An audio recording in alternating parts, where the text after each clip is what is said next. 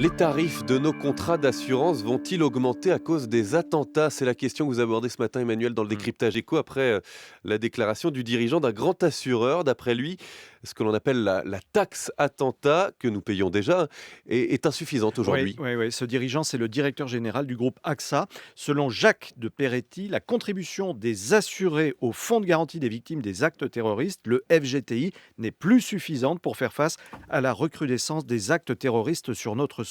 Le Fonds de garantie a été créé en 1986, au moment des attentats perpétrés en France, en lien avec la situation au Proche-Orient. Les assurés que nous sommes le finançons avec une taxe, 4,30 € par an, prélevée sur chacun de nos contrats d'assurance de biens, habitation, automobile, etc.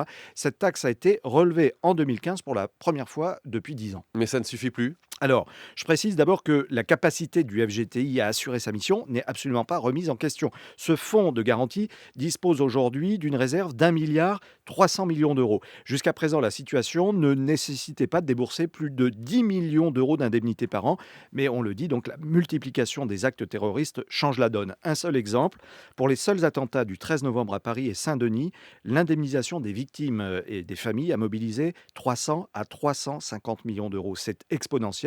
Il faut donc adapter le système, soit en augmentant la taxe, soit en diversifiant les ressources de financement.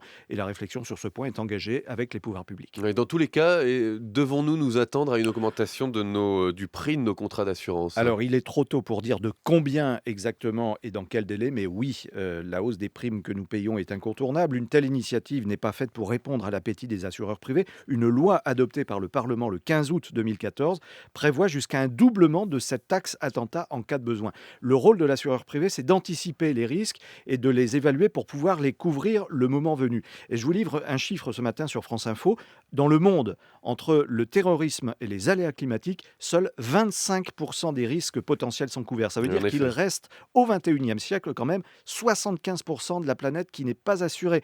C'est un Eldorado pour les assureurs, car qui dit besoin de plus d'assurance dit plus de besoins financiers pour assumer ces risques et donc de nouveaux produits assurantiels. Mais là, la concurrence jouera bien sûr et ça influencera les prix. C'est le prix à payer pour vivre dans une société toujours plus sécurisée, dans un monde de plus en plus risqué.